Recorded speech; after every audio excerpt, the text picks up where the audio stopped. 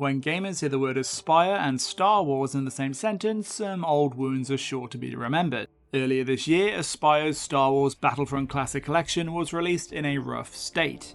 As we covered in our review at the time, the game launched with missing cutscenes, sound issues, and a completely broken online mode. Star Wars Bounty Hunter, originally developed by LucasArts, is Aspyr Media's newest enhanced port. It's a third-person shooter starring Jango Fett, a deadly mercenary and the father of Star Wars legend Boba Fett. I'm just a simple man trying to make my way in the universe.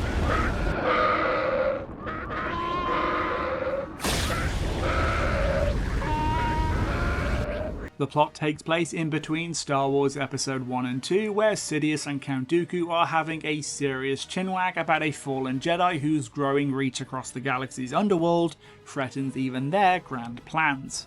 But before we get into any of that, or how the now 20-year-old gameplay holds up, let's cut to the chase. Has Aspyr Media redeemed themselves after their last effort? Is Star Wars Bounty Hunter launching in a decent state? Yes. And I can tell you that in confidence because unlike some reviewers, I've actually taken the time to play this thing from start to finish. My goodness, what an idea. For full disclosure, Aspyr did send us an early copy to review. In my 8 hours with the game, I did run into 3 small issues. On boot up, I noticed character dialogue was a little quiet compared to other sound levels, which needed some manual adjustment in the audio menus. There was a glitch where I fell through the floor of a vent, which did not repeat on my return visit, and most annoying, there may be an issue with collision detection for the sniper rifle. I say may because 9 times out of 10 there was no issue, but every now and then I came across an enemy that just did not want to acknowledge getting shot in the face.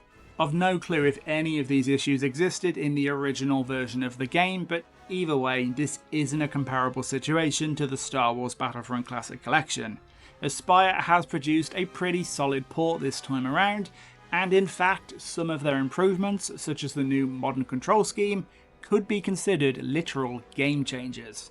Star Wars Bounty Hunter is a difficult game, especially in its second half where it demands precision platforming, fluid mastery of movement over combat arenas, and a great deal of patience. All of which must have been a hair-pulling nightmare 20 years ago, when accompanied by a janky camera system and poorly thought out control scheme that must have made flying, shooting and traversing the stage all at once an incredibly frustrating experience, especially in the later levels where you are besieged on all sides by powerful enemies that can demolish your health very quickly.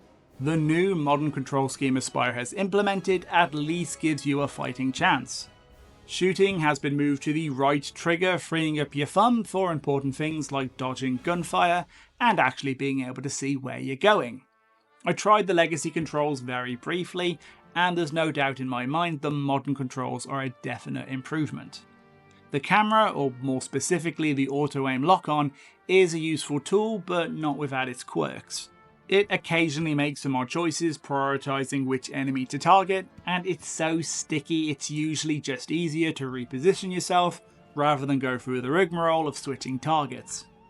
On the whole, the combat feels good, kinda close to a Ratchet & Clank game with an emphasis on jumping and zipping around arenas to avoid enemy fire.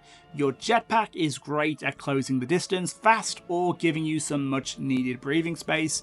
It's the Mandalorian get out of jail free card that it should be. Jango has a decent assortment of kit in his arsenal, but unlike with Ratchet & Clank, you're not given a lot of room to experiment. Partly because switching weapons is kinda clunky, but also because Jango's weapons are extremely situational. The flamethrower, for example, is great for taking out melee enemies, but plants you to one spot, making you a sitting duck for ranged shooters. Poison darts are one-hit kills, but slow to fire, best used ambushing these deadly beasties before they have a chance to chew the Beskar off your bum.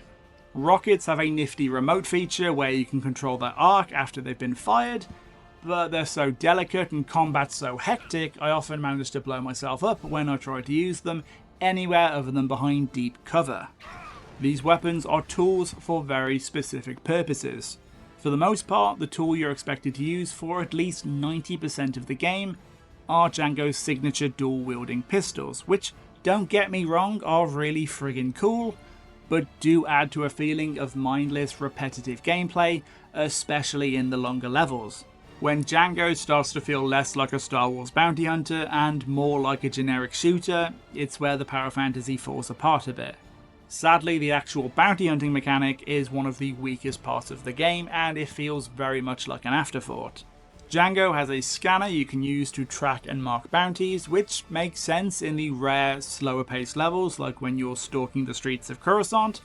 Otherwise, it's a weird pace breaker where all the action gets literally paused in the middle of firefights for Jango to essentially do some light admin work. And unless you fill in this paperwork, you'll not get any credit for killing bounties, and it's impossible to capture them. You don't get anything out of engaging with this system, and since it really breaks the flow, I found myself happily ignoring it. Apparently, in the original game, it was teased that if you managed to snag all 150 bounties like demented Pokemon, you'd be awarded with a Boba Fett skin, but hilariously, it never actually made it into the game. Sincere apologies for anyone who wasted time on this tedious task many moons ago. The good news is, this time around, the Boba Fett skin has been added to the game, and big ups to Aspyr, they've not been sadistic enough to lock it behind collecting the bounties. All you need to do is beat the game once and you'll unlock a Boba Fett toggle in the options menu. Playing in 2024, Star Wars Bounty Hunter's defining feature is just how different it feels to modern games. It's a cliche, but they literally do not make games like this anymore. There's no map, no waypoint, no hand-holding. A big part of this game is just figuring out where the hell you're supposed to go next. Jango does lose a bit of his stoic aura when he's wandering about hallways like a lost old man at the airport. It can be frustrating, but that frustration also comes with the eureka moment of finally figuring it out. It's a historic style of level design that wouldn't cut mustard by today's standards, but for gamers fed up with helpful yellow paint splashed everywhere, this might be a refreshing cup of tea. More old school game design comes in the form of continues. Like I said, this game is hard anyway, but only getting 5 deaths per level before having to restart the whole thing again is pretty hardcore. This is outrageous. It's unfair. Again, it can get frustrating, but it also leads to some sweat dripping off the controller, panic-fueled gaming I haven't experienced in years. I spent the better part of my weekend playing Star Wars Bounty Hunter, and when the final credits rolled, unlike with modern games, I really did feel like I'd accomplished something, even though my wife Sam assures me I did not.